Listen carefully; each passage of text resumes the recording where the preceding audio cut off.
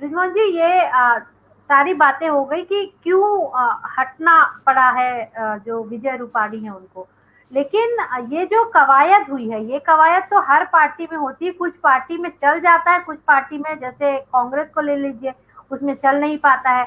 अब छत्तीसगढ़ में मुख्यमंत्री बदलने को लेकर कितना प्रयास हुआ, लेकिन वो मुख्यमंत्री ने अपना पावर दिखाया, सब किया, दिल्ली में आकर परेड करवाई, और जो मुख्यमंत्री का चेहरा है वो नहीं बदला। लेकिन कोशिश तो सब जगह ऐसी ही होती है, अंदर से तो सारे लोग चाहते हैं। अब मुझे किसी का कोट याद आ रहा है, किसी नेता का, उनसे एक बार पूछा गया कि क्या आप मुख्यमंत्री बनना चाहते हैं, तो उन्होंने कहा कि भाई मैं तो पॉलिटिक्स में आया ही इसीलिए हूँ कि प्रधानमंत्री बन सकूं, और अगर प्रधानमंत्री ना बन सकूं तो कम से कम मुख्यमंत्री तो बन ही जाऊं। तो सबका सपना यही होता है कि उस पद तक वो पहुंच जाए। तो अब अगर कांग्रेस बीजेपी में ऐसा हो रहा है तो फिर उसे आप अलग दृष्टि से क्यों देख रहे हैं? क्योंकि कवायद तो सब जगह, अगर हम पंजाब को देख लें, अगर हम छत्तीसगढ़ को देख लें, तो वैसी ही कवायद हो रही। राजस्थान को देख लीजिए आप। नीलम जी, आपने बात बिल्कुल ठीक बोली है। सत्ता का संघर्ष राजनीतिक दलों में होता ही है, और जो राजनीतिक दल में काम करने वाले नेता हैं, जिन्हें बोलते हैं फर्स्ट अमंग्स द इक्वल, उन लोगों के बीच में सत्ता का संघर्ष हमेशा चलता है। बात ये नहीं है, बात ये है कि भारतीय जनता पार्टी ने जिस प्रकार से देश में एक संदेश देकर सत्ता हासिल की, ये कहते हुए कि हमारे यहाँ पे बहुत अनुशासन है, हमारे जो विधायक हैं, हमारे जो मंत्री हैं, वो बहुत ही सक्षम हैं, बहुत ही ईमानदार हैं, और जनता के प्रति बहुत ही जिम्मेदारी महसूस करते हैं। मूल मुद्दा वो है, क्योंकि जो कहकर वो सत्ता में आए हैं, क्या वो वैसा काम कर पा रहे हैं? क्या वैसा वो परिणाम दे पाए? क्या वो अपने उन वायदों को पूरा कर पाए जो चुनाव के समय उन्होंने किए थे? और जो चाल चरित्र चेहरे की बात उन्होंने की थी, क्या उसके अनुरूप वो वैसा कुछ कर पा रहे हैं? इसलिए इस बात पे ज्यादा चर्चा हो रही है कि भारतीय जनता पार्टी जैसा अपने आप को बताती है, जिस प्रकार से अपने आप को अनुशासित पार्टी के रूप में उन्होंने लोगों के बीच में अपने आप को प्रचारित किया है, इसमें कोई सच्चाई नहीं है। इनका चरित्र भी बिल्कुल वैसा ही है जैसी कि दूसरे राजनीतिक दलों का होता है। तो इनमें और बाकी के राजनीतिक दलों में किसी प्रकार का कोई फर्क नहीं है। जब कोई फर्क ही नहीं है तो फिर जनता के सामने भी एक रास्ता है कि वो इनको चुने या ना चुने।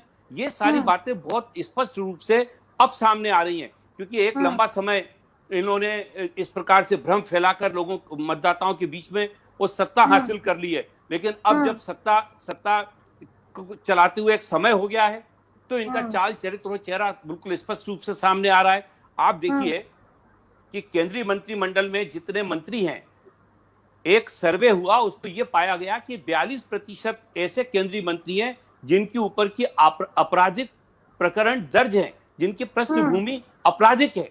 ये रिकॉर्ड में है, मैं ये कोई आंकड़ा मैं मेरी तरफ से नहीं दे रहा।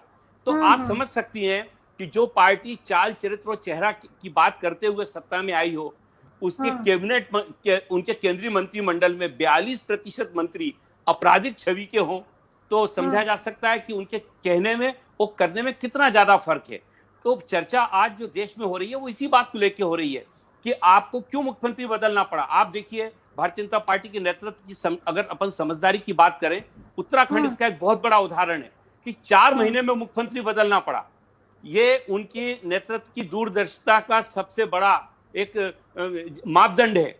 अगर नेतृत्व दूरदर्शी होता तो वो उनको मुख्यमंत्री ही नहीं बनाते, लेकिन 4 महीने बाद बदलना पड़ा। वो उस समय ये अंदाज नहीं लगा पाए कि संविधान ये कहता है, पीपल्स रिप्रेजेंटेटिव एक्ट ये कहता है कि अगर 12 महीने के अंदर बाई इलेक्शन हो, कहीं पर कोई पद खाली हो जाए किसी भी निर्वाचित सदन का, तो उस पर फिर से निर्वाचन नहीं किया जा सकता। इस बात को उन्होंने नहीं समझा, इस बात का ध्यान नहीं रखा, और एक ऐसे व्यक्ति को मुख्यमंत्री बना दिया जो किसी सदन का सदस्य नहीं था। तो ये जो सारी चीजें हैं, ये अपने आप में बहुत ही ये भी सिद्ध करती हैं कि भारतीय जनता पार्टी का जो नेतृत्व है वो उतना दूरदर्शी नहीं है, उतना गंभीर नहीं है, और आम जनता की जो परेशानियां हैं उनके प्रति उनके मन में कोई संवेदना नहीं है। इसका एक बहुत बड़ा उदाहरण अभी हरियाणा में है, जिस प्रकार से किसानों को पीटा गया, जिस प्रकार से किसानों के सर फोड़ने की, एक प्रशासनिक अधिकारी ये कहता है कि किसानों का सर फाड़ तोड़ दिया जाए। ये कहने का साहस उसको इसीलिए आया कि उसको मालूम है कि हमारे पॉलिटिकल बॉसेस हमसे क्या चाहते हैं। तो जहां इस ढंग की क्रूरता की सोच हो जिन राजनेताओं के बीच में, क्योंकि राजनेताओं को तो बहुत ही संवेदनशील और मानवीय दृष्टिकोण रखने वाला होना चाहिए। वो लोग यदि ये कहते हैं कि सर तोड़ दिया जाए, इससे पता लगता है कि ये क्रूर चेहरा जो है ये इस देश में स्वीकार नहीं किया जा ठीक सकता। और ठीक यही है। आज भारतीय जनता पार्टी के लिए बहुत बहुत मुश्किल घड़ी है।